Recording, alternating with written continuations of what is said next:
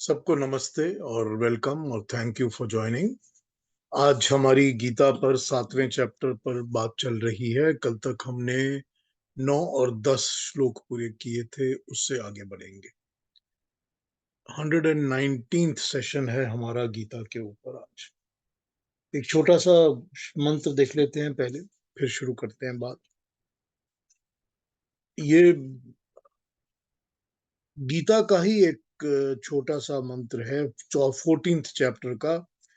ये कहता है तमसत्व ज्ञान ज्ञानम विद्धि मोहनम सर्व देहिनाम। तमस अज्ञान से पैदा होता है और प्राणियों को मोहग्रस्त कर लेता है। जो तमस होती है, डार्कनेस होती है, हेवीनेस होती है, लेजीनेस होती है, वो अज्ञान से पैदा होती है और हम लोगों को जकड़ लेती है, मोहग्रस्त कर लेती है, बांध लेती है। असत, तमस और मृत्यु का एक ट्रायंगल है। असत, तमस और मृत्यु, डेथ, इनका एक ट्रायंगल है। उसी तरह से सत, ज्योति और अमृत का एक दूसरा ट्रायंगल। सत, ज्योति और अमृत, ये एक दूसरा ट्रायंगल है जो कि अपनाना चाहिए। ये ईश्वर अग्नि ही है जो कभी सत्य, कभी ज्योति और कभी अमृत का रूप ग्रहण करती है और हमारे जीवन को प्रभावित करती है। सत्य, ज्योति और अमृत। सत्य, हर वो चीज जो कि प्रिंसिपली करेक्ट है, ट्रूथ है, जिसकी सत्ता है, जिसकी एंटिटी है, जो है। तो जो है वो तो परमात्मा है, प्रकृति है, परमेश्वर है। तो वो सत्य है और उसका प्रकाश यानी कि ज्ञान, वो ज्योति है। और अमृत, जब ये दोनों चीजें मिलती हैं तो मनुष्य को अमृतत्व की ओर लेके जाती है। तो इसका उल्टा जो बताया गया है वो बताया गया है कि असत, अज्ञान और मृत्यु। अब यहां पर बात ये होती है कि मृत्यु तो सबकी होनी है, जो पैदा हुआ है वो मरेगा। लेकिन जब इस रेफरेंस में मृत्यु को यूज किया जाता है तो उसका मतलब होता है कि बार बार जन्म और बार बार मरना, कि मरना ही पड़ेगा, बार बार पैदा होना पड़ेगा तो मरना पड़ेगा, कई बार मरना पड़ेगा। तो वो त्रिक जो है वो है तमस, असत और मृत्यु। खैर, ये एक छोटी सी बात हुई इसके ऊपर। एक बहुत डीप फिलॉसफी है और इस पर तो हम बहुत देर तक बातें कर सकते हैं, चर्चा कर सकते हैं। पर आगे आ जाते हैं गीता के 7th चैप्टर पर, जिस पर हमने कल डिस्कशन की थी।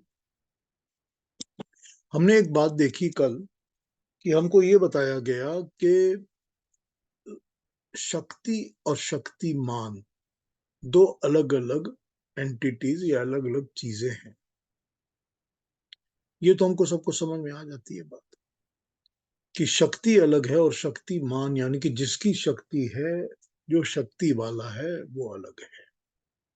यहां पर समझने की बात हमारे लिए ये है कि शक्ति और शक्तिमान, अगर हम प्रकृति में देखते हैं, नेचर में देखते हैं, तो हमको दिखता है कि जितनी भी नेचुरल फोर्सेस काम करती हैं, जो भी नेचुरल फोर्सेस काम करती हैं, यूं ले लीजिए, यूं ले लीजिए कि जब हवा बहुत तेज चलती है, बरसातें बहुत आती हैं, तूफान आता है, वोल्केनोज जो बर्स्ट आउट करती हैं, अग्नि जो होती है, जो भी फोर्सेस नेचुरल काम करती हैं, वो नेचर की शक्तियां हैं। वो नेचर का ही तो शक्ति है, नेचर की पावर है, प्रकृति की शक्ति है। उसके पीछे भी तो एक शक्तिमान है जो उस शक्ति को चला रहा है, क्योंकि बिना शक्तिमान के तो शक्ति चल नहीं सकती। ठीक है ना? ये प्रिंसिपल तो समझ में आ जाता है ना? बड़ा सिंपल है, बड़ा स्ट्रेट फॉरवर्ड है। बिना शक्तिमान के तो कोई शक्ति चल नहीं सकती। ये हमको समझ में आ गया। अब यही चीज एप्लीकेबल जब हो जाती है हमारे ऊपर, ह्यूमन बींग्स के ऊपर पर्टिकुलरली, तो ये हो जाता है कि शक्तियां तो मेरी हैं, कि मेरे हाथ में, मेरे बाजुओं में शक्ति है, मेरे कानों में शक्ति है, और देने वाला भी परमात्मा है। लेकिन यहां पर शक्तिमान मेरी जीवात्मा हो जाती है, क्योंकि किसी भी जड़ वस्तु को, किसी भी ऐसी चीज को जिसमें प्राण नहीं होते, जिसके अंदर जड़ता होती है, जो कि प्रकृति की बनी चीज होती है, उस चीज को चलाने, हिलाने, काम कराने के लिए किसी न किसी चेतन तत्व की जरूरत होती है। चेतन मतलब अवेयर, चेतन मतलब कॉन्शियस। जब तक चेतन कॉन्शियस तत्व नहीं होगा, जड़ वस्तु काम नहीं करेगी। जब तक मेरे अंदर मेरी आत्मा जो है, जो कि चेतन तत्व है, नहीं होगी, तब तक मेरा मुंह नहीं हिलेगा, मेरी आवाज नहीं निकलेगी, मेरा शरीर काम नहीं करेगा। तो किसी भी जड़ वस्तु को काम करवाने के लिए, हिलाने जुलाने, काम करने के लिए चेतन शक्ति की जरूरत होती है। तो यहाँ शक्तिमान हो जाती है चेतन चीजें, और शक्ति हो जाती है जो चेतन चीजें अप्लाई करती हैं जड़ के ऊपर। प्रिंसिपल समझ आ रहा है कि मैं कंफ्यूज कर रहा हूं? समझ आ रहा है ना? अब यहां पर ही बात हो जाती है कि क्योंकि दो तत्व तो चेतन है। चेतन तत्व क्या है? चेतन परमात्मा है और चेतन जीवात्मा है। दोनों चेतन तत्व हैं, और दोनों चेतन तत्व प्रकृति की जड़ वस्तुओं को ही काम में लगाकर अपना काम करते हैं। तो जैसे परमात्मा भी तो जड़ वस्तु को काम में लगाकर, परमात्मा भी तो अपनी शक्ति को यूज करता है जड़ के ऊपर, ताकि जड़ काम कर सकें। ठीक है ना? उसी तरह से जीवात्मा यूज करता है, अपनी शक्ति लगाता है और जड़ चीजों को काम में लाता है, कि मुझको ये बनाना है, बिगाड़ना है, वहां जाना है, आना है, जो भी करना है वो जड़ वस्तुओं से ही कराता है, और अपनी शक्ति लगा के कराता है। तो ये समझ लीजिए कि शक्तिमान तो दो हैं। अब जैसे ही ये समझ में आ गया कि हमको प्रिंसिपल तो पता चल गया, लेकिन अब प्रिंसिपल में ये पता चल जाना चाहिए कि शक्ति का प्रदाता, देने वाला, प्रिंसिपल सप्लायर, शक्ति का देने वाला, जो मुख्य मेन देने वाला है, वो तो परमात्मा ही है। लेकिन जीवात्मा उसको अपनी मर्जी से चलाता है। उसके चलाने में परमात्मा का काम नहीं होता। प्रकृति के अंदर चलाने में परमात्मा का काम होता है। परमात्मा का हर परमाणु वहां पर परमात्मा के तेज से काम करता है। परमाणु हमारे अंदर भी परमात्मा के तेज से ही काम कर रहे हैं, लेकिन उनकी दिशा, डायरेक्शन, उनका टाइम यानी कि काल या समय, कि कब होगा क्या होगा, वो जीवात्मा निर्धारित करके डिसाइड करता है। तो जब भगवान कृष्ण कहते हैं कि मैं शक्ति तो हूं, लेकिन तुम्हारी कामना या अटैचमेंट्स में मैं नहीं हूं, वो तुम्हारी अपनी है, वो तुमने खुद क्रिएट की है। मैं बीज तो हूं, मैं हर एक प्राणी में वो बीज तो मैं हूं, लेकिन उस बीज का व्यवहार तुम कैसे करते हो, ये तुम्हारी अपनी कामना और तुम्हारी अपनी इच्छा, डिजायर या अटैचमेंट्स और राग के ऊपर डिपेंड करता है। मैंने हर पंछी, पक्षी, जानवर, सब के अंदर बीज डाले हैं। सब उन बीजों का व्यवहार किसके लिए करते हैं? सब बीज व्यवहार करते हैं कि जब उनका टाइम आता है, राइप होता है सीजन, तो वो बीज को यूज करके बच्चे पैदा करते हैं कि हमारा ये टाइम आ गया है, कि ये सीजन आ गया है, तो इस सीजन में जो बर्ड्स हैं वो अंडे देंगी, या इस सीजन में जो कुत्ता है उसके बच्चे होंगे, जो बिल्ली है उसके बच्चे होंगे। वो भी तो बीज है ना, वो भी परमात्मा ने दिया है। लेकिन मनुष्य जो है, इंसान जो है, इसकी कामनाएं और इसके राग, अटैचमेंट्स, वो अलग होते हैं। वो अलग होते हैं और वो उन बीज का व्यवहार जैसा उनका अंदर प्रवृत्ति होती है वैसे ही करते हैं, जैसे उनकी नेचर है, जैसे वो करना करते रहते हैं, जो उनके मन के अंदर, बुद्धि के अंदर चल रहा है वैसे करते हैं। तो यही बात वो प्रूव कर रहे हैं कि शक्ति तो मैं दे रहा हूं, लेकिन शक्ति का व्यवहार करता है जीवात्मा अपनी मर्जी के साथ। पर्टिकुलरली मनुष्य जो होता है, इंसान जो होता है, वो अपनी मर्जी के साथ ही सारी शक्तियों का व्यवहार करता है, उसमें मैं नहीं हूं। तो अब जैसे हम कहते हैं ना कि अरे अरे ये क्या क्या हो गया, इतनी गड़बड़ हो गई, ये भगवान क्या कर रहा है मेरे साथ। भगवान नहीं कर रहा कुछ आपके साथ, ये खुद कर रहे हैं अपने हाथों से। ये अपनी अपनी जो करनी होती है, अपने कर्म होते हैं, उसकी ओनरशिप लेनी पड़ती है, उसकी रिस्पॉन्सिबिलिटी लेनी पड़ती है। भगवान कृष्ण इन्हीं बातों को एम्फेसाइज करके समझा रहे हैं, क्योंकि ये प्रिंसिपल्स हैं।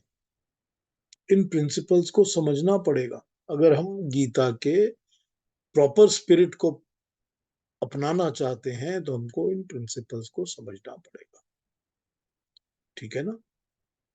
तो शक्ति और शक्तिमान दो चीजें हैं। शक्तिमान की शक्ति जड़ प्रकृति के ऊपर काम करती है। शक्ति की हर चीज का बनाने वाला परमात्मा है, लेकिन जीवात्मा भी क्योंकि चेतन है, वो अपने मर्जी से शक्ति का व्यवहार करता है। उस मर्जी का काम परमात्मा से नहीं होता। ठीक है, आगे बढ़े। कोई क्वेश्चन है इसके ऊपर, कोई कंसर्न जो अभी बात की उस पर कोई पूछना है, या कोई कंफ्यूजन?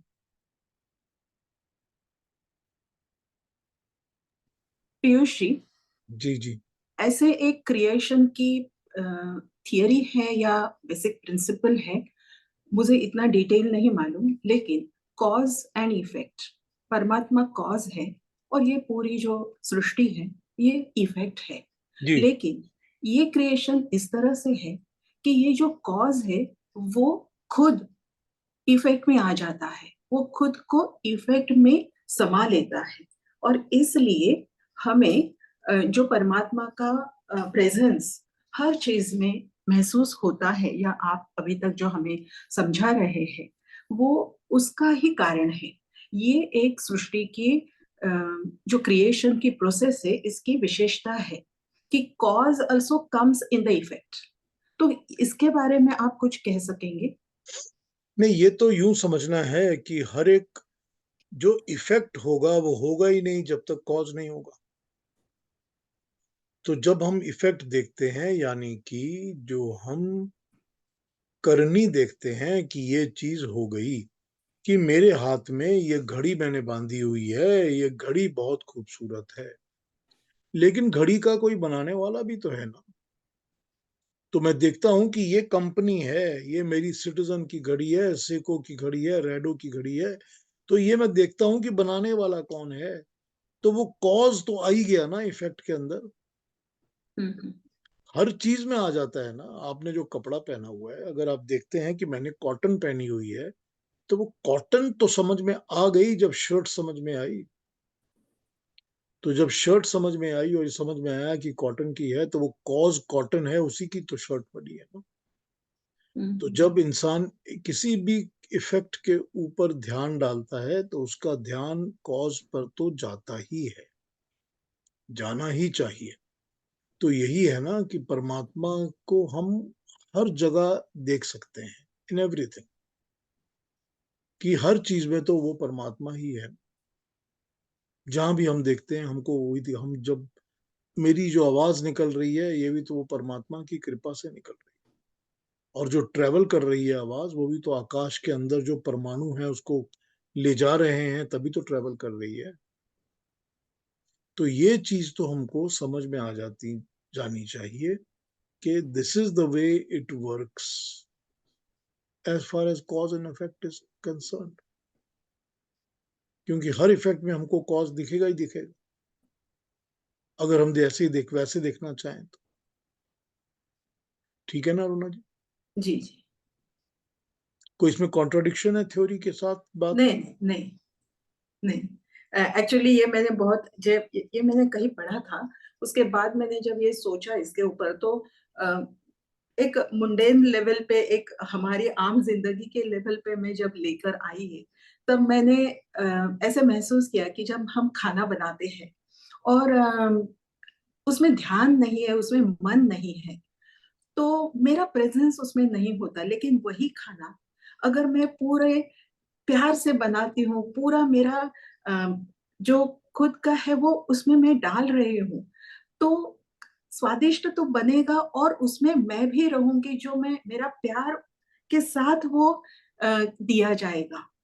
किसी से मैं बात करती हूँ, लेकिन बात करने में मेरा मन नहीं है, कर तो रही हूँ, लेकिन मैं जब प्यार के साथ, मन के साथ बात करती हूँ, तो मुझे लगता है कि मैं अपना खुद को भी उसमें समाविष्ट कर रही हूँ। ऐसे कुछ मेरा, पता नहीं, बहुत क्लैरिटी तो नहीं है, लेकिन कुछ ऐसा मैं सोचती हूँ। तो उसी तरह से परमात्मा भी, कभी मैं, मेरा मन होता है, कभी नहीं होता, लेकिन परमात्मा का ऐसा नहीं होता।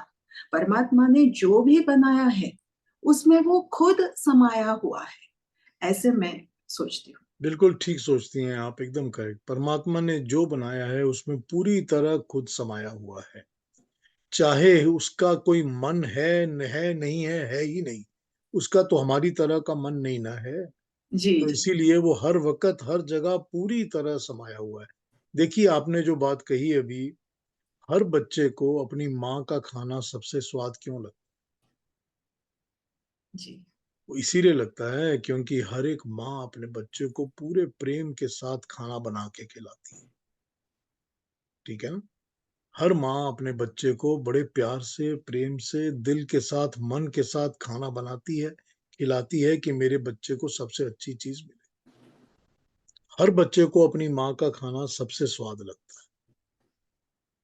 वो यही बात है ना, कि वो परमात्मा का दिया हुआ हमको वो सब कुछ इतना स्वाद लगता है, क्योंकि वही तो मेरी माता है, वही पिता है। जी। यही है ना बात सारी। तो अब जब इसको, हम आपसे बात सुनते हैं, तब मुझे ये भी महसूस होता है कि आपके शब्दों में आप होते हैं।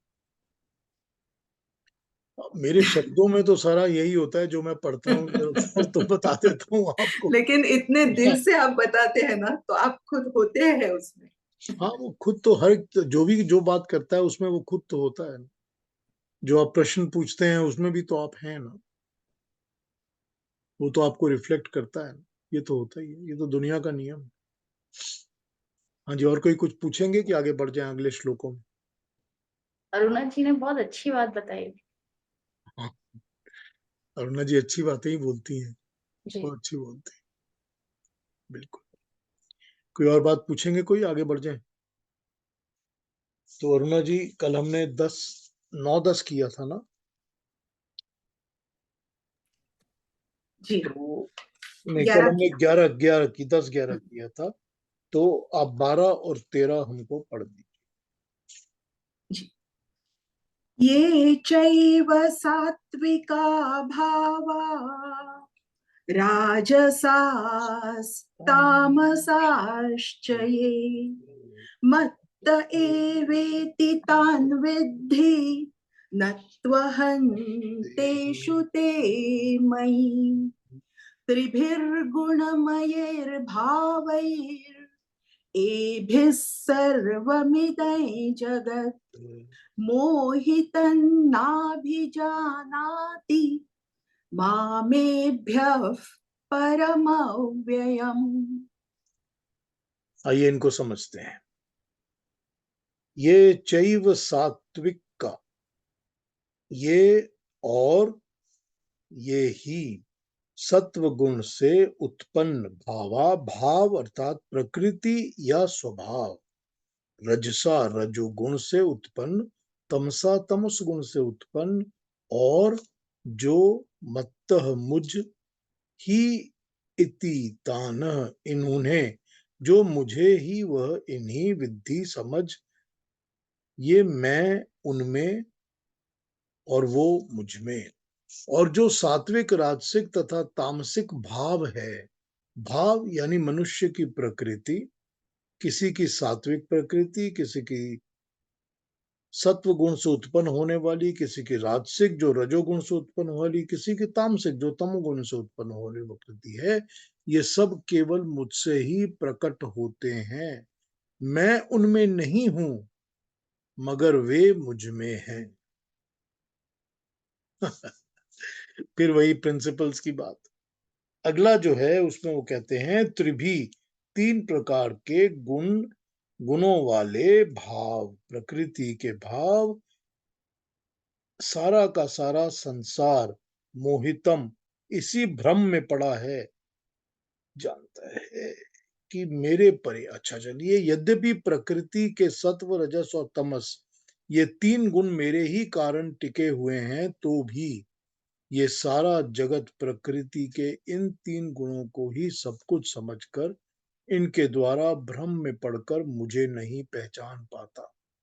इसीलिए नहीं पहचान पाता क्योंकि मैं इन तीन गुणों से परे हूं और अविनाशी हूं, और मनुष्य की दृष्टि इन तीन गुणों तक ही सीमित रहकर आगे नहीं जा पाती। हो गई फिर से प्रिंसिपल्स की बात। कितने डीप प्रिंसिपल्स बता दिए इसके अंदर। सत्व रजस और तमस परमात्मा की शक्ति से उत्पन्न हुए हैं, परमात्मा के आश्रय से रहते हैं, उनके आश्रय से टिके हुए हैं। सत्व आदि के आश्रय से परमात्मा टिका हुआ है ऐसी बात नहीं है। फॉर एग्जाम्पल, राजा की शक्ति से उसके राज कर्मचारी टिके होते हैं, राज कर्मचारियों की शक्ति से राजा टिका हुआ नहीं होता।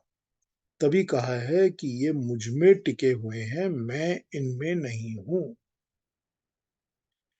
ये मुझ में हैं, इसका अर्थ है कि ये मेरे आश्रय टिके हुए हैं। मैं इनमें नहीं हूं का अर्थ है कि मैं इनके आश्रय नहीं टिका हुआ हूं। अब प्रिंसिपल समझ आने लग गया। बाकी ट्रांसलेशंस पढ़ लेते हैं, फिर इस पर बात करते हैं।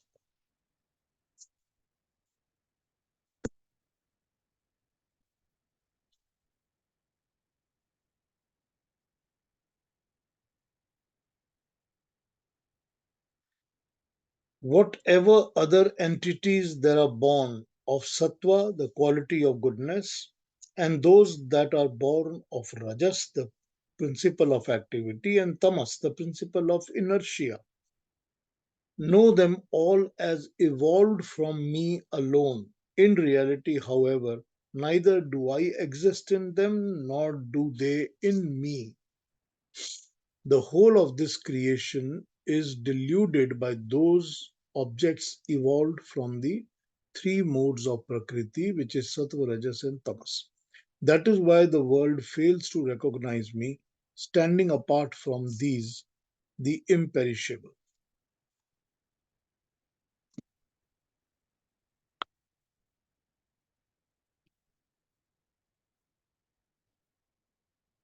ये पदार्थ सात्विक हैं, राजसिक हैं और तामसिक हैं। ये विवेक तथा उन पदार्थों का क्या ठीक उपयोग है, ये सब ज्ञान मुझसे ही संसार को मिला है, ऐसा उनके संबंध में जानना, किंतु मैं उनमें फंसा हुआ नहीं हूं, ना उनके आश्रय हैं। वे मेरे वश में तथा मेरे आश्रय में हैं। मैं ही ये ज्ञान देता हूं कि ये कोई भी सात्विक, राजसिक या तामसिक गुण वाली वस्तु का प्रयोग कैसे करना है। ये ज्ञान भी मैं ही देता हूं, लेकिन मेरे अंदर ये गुण नहीं होते, मैं इनके भरोसे नहीं होता। सात्विक, राजसिक, तामसिक, इन तीन गुणों पदार्थों से मोहित ये सारा संसार इन सब से परे अपरिवर्तनशील रूप से विद्यमान मुझको पहचान ही नहीं पाता। एक और देखता हूं, फिर बात करते हैं।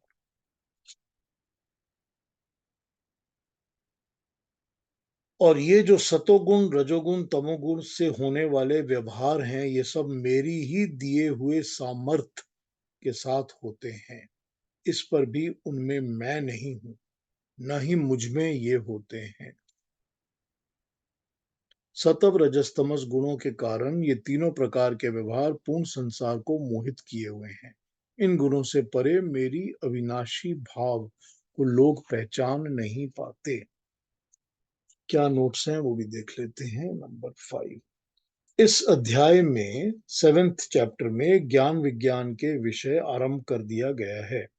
गीता ये कह रही है कि सृष्टि दो प्रकार की है, एक जड़ और दूसरी चेतन। जड़ जगत का मूल उसमें बताया है कि 5 महाभूत यानी कि 5 एलिमेंट्स, वायु, आकाश, अग्नि, जल, पृथ्वी और उसके साथ मन और बुद्धि, ये जुड़कर चेतन में उसने बताया है कि ये प्राणी मात्र के अंदर होते हैं। इन दोनों प्रकार की रचनाओं को संपूर्ण करने वाले परमात्मा ही है। परमात्मा प्राण शक्ति के रूप में सब चेतन पदार्थों में कार्य कर रहे हैं। बल वालों का बल तो परमात्मा ही है, परंतु उस बल की जो कामनाएं पूर्ण होती जाती हैं, वो उस परमात्मा की नहीं है। त्रिगुणात्मक प्रकृति के युग के गुण प्राणियों में भी आ जाते हैं और प्राणी उन गुणों से प्रेरित ही कार्य करते हैं। उन गुणों को प्रकृति से युक्त करने वाला परमात्मा है। इससे जितने भी त्रिगुणात्मक कार्य होते हैं वे परमात्मा की शक्ति से ही होते हैं। परंतु गीता का प्रवक्ता कह रहा है कि उनसे तो सात्विक, राजसिक तथा तामसिक कार्य होते हैं। वे परमात्मा के करने से नहीं होते। परमात्मा उनके उद्देश्यों में सम्मिलित नहीं होता। परमात्मा द्वारा विमुक्त हुई शक्ति का प्रयोग करने वाला कोई अन्य है, वो परमात्मा नहीं है। चलिए इनको समझते हैं कि क्या कहा जा रहा है। पहले श्लोक में ये बता दिया इन्होंने कि हम्म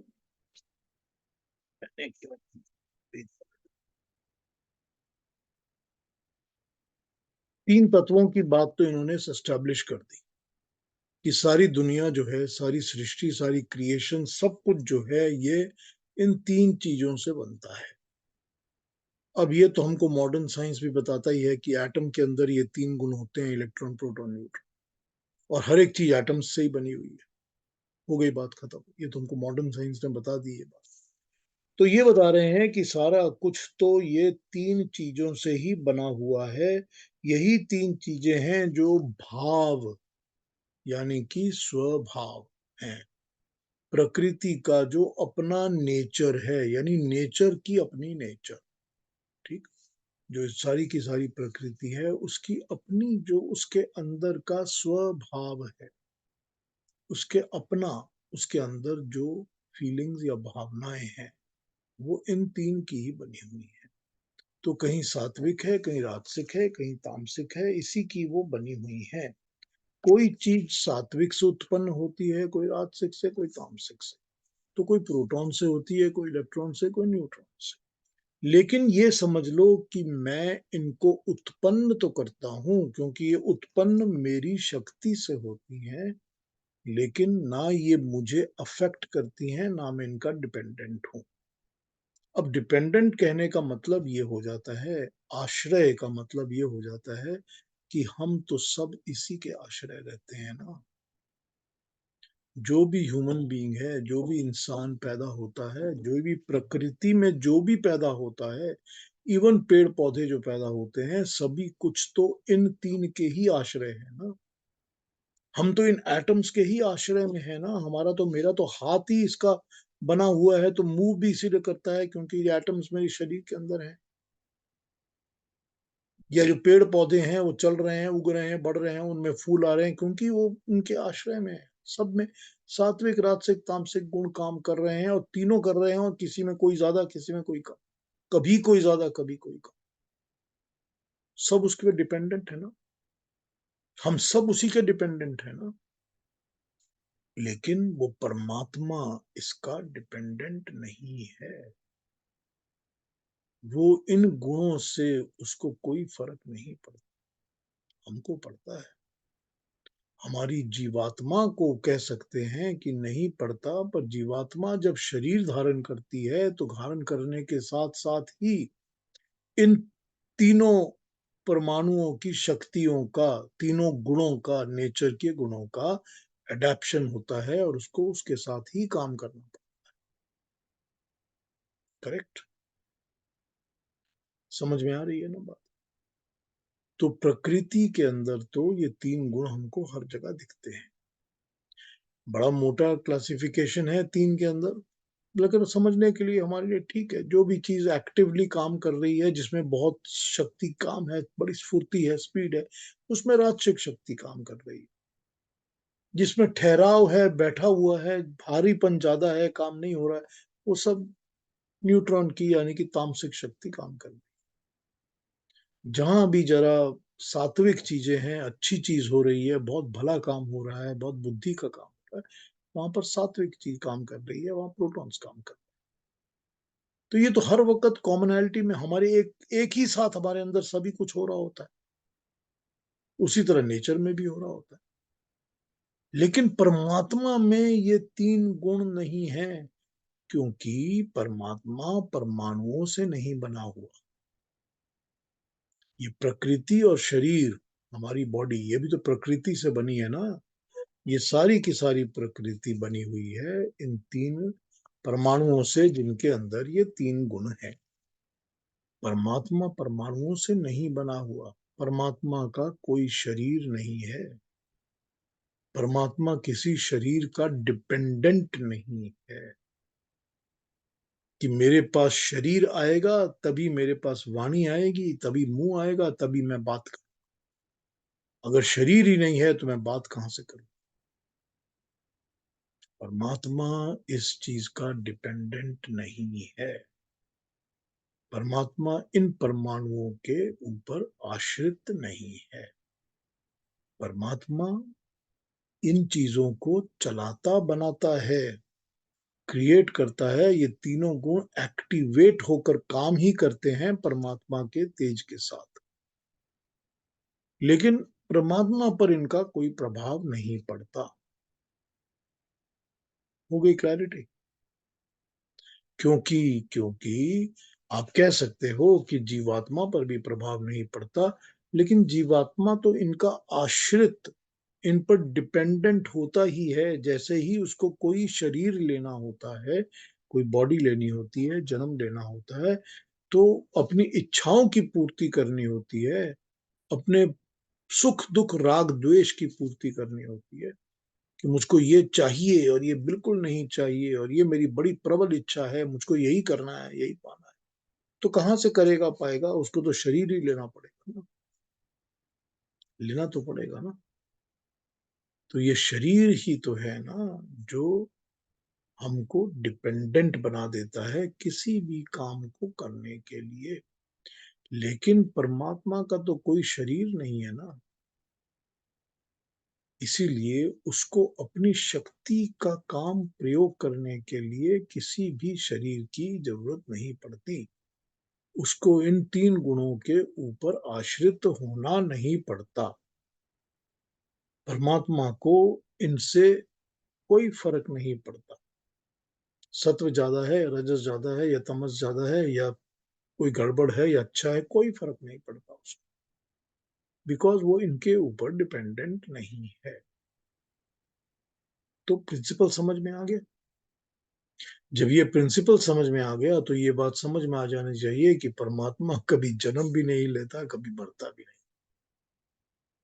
उसको जन्म लेने की जरूरत ही नहीं है, क्योंकि वो तो शक्तियों का प्रयोग बिना इन परमाणुओं के ऊपर आश्रित होके करता है, क्योंकि ये परमाणु ही तो उसकी शक्ति से काम करते हैं ना। फिर शक्ति और शक्तिमान है ना। वही बात आ गई ना यहाँ। तो जब ये बात समझ में आ जाती है तो फिर अगली बात वो क्या कहते हैं अगले श्लोक में।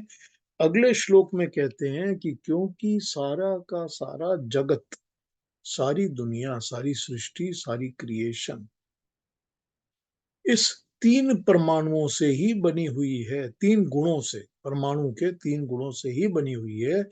तो लोग इसी के अंदर जुड़कर, अटैच होकर इसी में इन्वॉल्व रहते हैं, इसके परे मुझको देख ही नहीं पाते। यही कह रहे हैं ना अगले श्लोक में। और अब इसको आप सोचिए तो कितनी बड़ी बात है और कितनी डीप बात है, या कितनी सच्ची बात है, कितनी सच्ची बात है। अगर मैंने और आपने कभी परमात्मा की कल्पना करनी है कि हम तो भाई हाथ जोड़ के उसकी पूजा करना चाहते हैं, उसको स्मरण करना चाहते हैं, उसके मेडिटेशन में बैठना चाहते हैं, तो कोई ना कोई ऐसी चीज जो कि इन परमाणुओं की बनी हुई है, हमारे दिमाग में, हमारे ख्याल में, हमारे कॉन्सेप्ट में आनी शुरू हो जाती है। होती है ना। और फिर क्या होता है? फिर हम उसमें ही अटक के रह जाते हैं। अरे भाई, तुमने ये क्या किया? ये कैसा कपड़ा नीचे बिछा लिया? इसमें तुम पूजा कर ही नहीं सकते, ये तो अलाउड ही नहीं है। फिर तुमने ये क्या किया? अरे पानी पी लिया, पानी पी के तुमने कैसे पूजा कर ली? तुमको तो खाली पेट ही पूजा करनी है ना, तुमने आज खाना कैसे खा लिया? क्या है ये सब कुछ? ये सब कुछ, सब कुछ इन तीन गुणों की गुलामी है। सभी कुछ। कि मंदिर में चलो, मंदिर में ही भगवान बैठा है क्योंकि हमने मंदिर बनाया हुआ है। मंदिर भी तो इन तीन गुणों का ही बना, प्रकृति की बनी चीज है ना। उसमें ही अटक के क्यों रह जाते हो? क्योंकि मैं परमात्मा तो उससे परे हूं। तो जब इनके परे तुम देखोगे तो मुझको देख सको कि मैं शक्ति देने वाला हूं, ये शक्तियां मेरी हैं, मेरी शक्ति से ये काम कर रहे हैं, पर मैं इनसे अलग हूं। यही वो कह रहे हैं कि लोग इन तीन गुणों में ही अटक जाते हैं, इनके साथ ही चिपक जाते हैं, इसके बियॉन्ड जा ही नहीं पाते। अब यहाँ पर ये आर्गुमेंटेटिवली हम कह सकते हैं इस बात को कि जो तमस के साथ अटक जाता है, या जो तामसिक भावनाओं के साथ अटका रहता है, या उन गुणों के साथ ज्यादा जुड़ा होता है, उसके लिए तो ऊपर उठना बहुत ही मुश्किल होता है।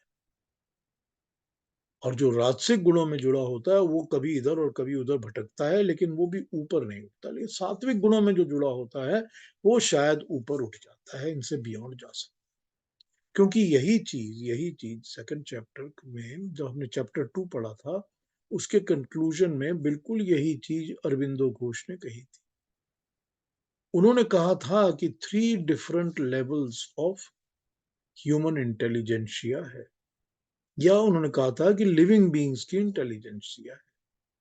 लोअर लेवल की इंटेलिजेंसिया वाले तो ऊपर उठने की कोशिश भी नहीं करते। ये वही हैं जो तामसिक गुणों से प्रभावित हैं। जो राजसिक गुणों से प्रभावित हैं वो बहुत एक्टिव होते हैं, तो उनकी एक्टिविटी मोस्टली मोस्टली तामसिक की तरफ होती है, सेकंड लेवल की इंटेलिजेंसिया। कभी कभी वो सात्विक की तरफ, यानी कि अपर लेवल ऑफ इंटेलिजेंसिया की तरफ भी जा पाते हैं। लेकिन जो टॉप लेवल ऑफ इंटेलिजेंसिया होती है, उसके पास ये खुला हुआ होता है कि हम सात्विक होकर ऊपर की तरफ जा सकते हैं, यानी कि supreme intelligentsia fourth above level के ऊपर भी पहुंच सकते हैं। तो जब अरविंदो घोष इसकी बात करते हैं तो वही कहते हैं कि जो सात्विक गुणों के साथ जुड़ा हुआ है, सत्य के साथ जुड़ा हुआ है, सत्य प्राप्त करेगा तो ज्ञान प्राप्त करेगा, ज्ञान प्राप्त करेगा तो मुक्ति प्राप्त करेगा। तो हमने शुरू में आज कहा ना कि ये सत्य का, ज्ञान का और अमृत का एक ट्रायंगल है, त्रिक है। वही बात अरविंदो घोष ने सेकंड चैप्टर में कही थी। यही हमको समझना है कि भगवान कृष्ण फिर यही बता रहे हैं कि हम सब के अंदर तो ये गुण हैं ही, क्योंकि हमको सारा दिन प्रकृति के साथ काम करना है जिसमें ये तीनों गुण काम कर रहे हैं। सारा दिन हमको इस शरीर से काम लेना है जिसमें ये तीनों गुण काम कर रहे हैं। सारा दिन हमको मन बुद्धि से काम लेना है जिसमें ये तीनों गुण काम कर रहे हैं। लेकिन इनको काम में लाकर हमको इनके बियॉन्ड उसको देखना है। जैसा कि अरुणा जी ने थोड़ी देर पहले कहा था, कॉज एंड इफेक्ट वाली बात में, हर चीज में तो वो है, उसको देखना पड़ेगा ना। सिर्फ इफेक्ट देखने से काम नहीं चलेगा ना, कॉज भी तो देखना पड़ेगा। वही तो बता रहे हैं ना भगवान कृष्ण इसमें, कि लोग जो हैं वो इन तीन गुणों में ही अटक के रह जाते हैं, इसके बियॉन्ड जा ही नहीं पाते, मुझे देख ही नहीं। तो ये है हमारे 12, और आज हमने नंबर 12 और 13 किया ना, उसका जो बेसिक है यही उसका कॉन्सेप्ट है। अब इसमें कुछ पूछना हो तो जरूर पूछिए, कुछ कहना हो तो जरूर कहिए जी। कोई कंसर्न्स, कोई क्वेश्चन, कोई कंफ्यूजन? नहीं पीयूष जी, बहुत अच्छा।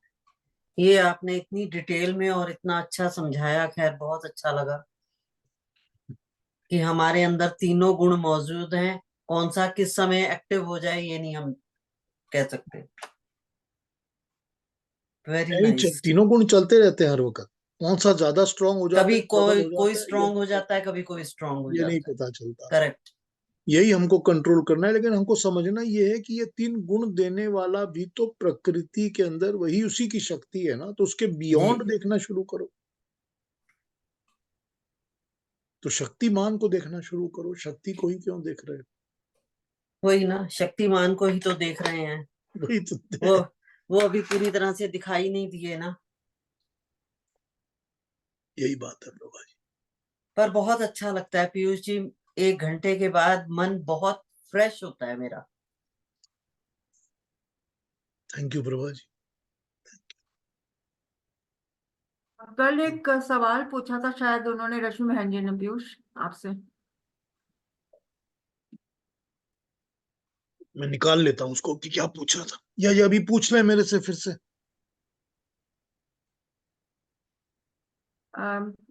रश्मि बहन ji, you have the question again, you can ask him again.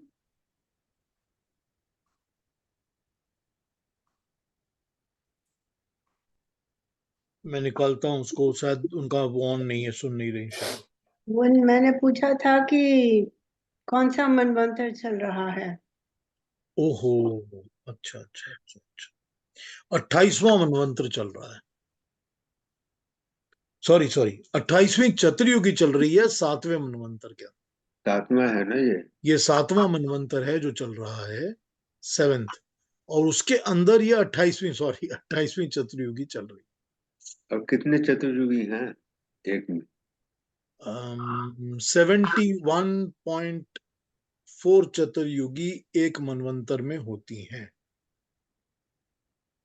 किसी भी एक मनवंतर के अंदर 71.4 चतुर्युगी होती हैं। चतुर्युगी मतलब चारों युग, सतयुग, त्रेता युग, द्वापर युग, कलयुग, ये एक चतुर्युगी। और एक मनवंतर के अंदर 71.4 चतुर्युगी होती हैं, क्योंकि सारी क्रिएशन के अंदर 1000 चतुर्युगी टोटल होती है। तो फिर वही बात कि जब आप 4,320,000,000 को 1000 से डिवाइड करते हो तो आपको एक चतुर्युगी की एज मिल जाती है। वो चतुर्युगी अगर आप फिर 14 की तरह उसको डिवाइड करते हो कि एक एक में कितने हैं, तो 71.4 ही मिलेगा।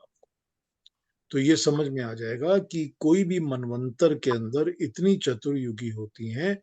हम उस मनवंतर के 28 चतुर्युगी के कलयुग में इस वक्त। ठीक है जी, does it answer? Yes it answers. तो मतलब अभी 7 मनवंतर और हैं। हाँ अभी तो इस सृष्टि में 7। बिल्कुल सात 7 नहीं। मनवंतर और है। इस सृष्टि के 7 मनवंतर और तो भी तो बहुत देर तक चलेगी ये सृष्टि। हाँ, ये चल- 7वां है चलेगी हम्म, बिल्कुल। ये 7वें मनमंत्र को वैवस्वत मनमंत्र कहते हैं ना? बिल्कुल वैवस्वत। वैवस्वत मनमंत्र का मतलब होता है जिसमें विवस्वान का कार्य सबसे प्रमुख होता है। विवस्वान कहते हैं सन को, सूरज को। तो विवस्वान का काम सबसे स्ट्रांग होता है, मतलब जो सूरज होता है उसकी किरणें और उसका काम हमारे ऊपर इतना स्ट्रांग होता है क्योंकि वही हमको प्राण लाके देता है और हमारे शरीर को डेवलप करता है, ह्यूमन बॉडीज को। तो विवस्वान का काम सबसे स्ट्रांग होता है, इसलिए इसको विवस्वत मनु कहते हैं। विवस्वत वैवस्वत मनवंतर कहते हैं बिकॉज ऑफ सन। अब जब 8वां मनवंतर आएगा तो विवस्वान का काम आस्ते आस्ते आस्ते आस्ते आस्ते आस्ते खत्म होने लगेगा। जैसे छठे मनवंतर में भी विवस्वान का काम तो था, मगर इतना स्ट्रांग और इतना प्रोमिनेंट नहीं था जैसा कि 7वें मनवंतर में है। इसीलिए इसको वैवस्वत मनवंतर कहते हैं। ठीक है। तो बात ये बनती है कि जब वैवस्वत मनवंतर शुरू होता है और जब इसका पहली चतुर्युगी शुरू होती है, यानी कि 4 युगों का सतयुग पहला शुरू होता है, जो कि हम 28वीं चतुर्युगी में इस वक्त हैं। तो अगर आप चतुर्युगी कैलकुलेट करना शुरू करेंगे तो आपको पता चलेगा कि this is when human life starts getting possible on this planet. जब वो शुरू हो जाता है तब। और 7वें मनवंतर में क्योंकि परफेक्शन आ जाती है क्रिएशन के अंदर, जो सूरज के एक्टिवेटेड होने के बावजूद के बाद, तो उस वक्त से ही सारी सृष्टि में वेद वाणी फ्लो करनी शुरू हो जाती है, जो कि कानों में सुनी जा सकती है। वेद की तरंगें उसके पहले भी चल रही थी जब क्रिएशन बन गई थी, लेकिन ह्यूमन ईयर्स को सुनने के काबिल वो तरंगें वैवस्वत मनु में होती हैं सूरज की किरणें पड़ने के कारण। वो वेव्स जो होती हैं वो ह्यूमन ऑडिबल साउंड बन जाती हैं बिकॉज उनके ऊपर सन की रेज पड़ती हैं। ठीक है, बहुत कंफ्यूजन है। ये ठीक प्रिंसिपल है। ये प्रिंसिपल है। तो अभी ये कलयुग में कितना समय बाकी है? बहुत बाकी है अभी। केतु जी, हमको कई बार आना जाना है। कलयुग में 5200 साल हो गए हैं।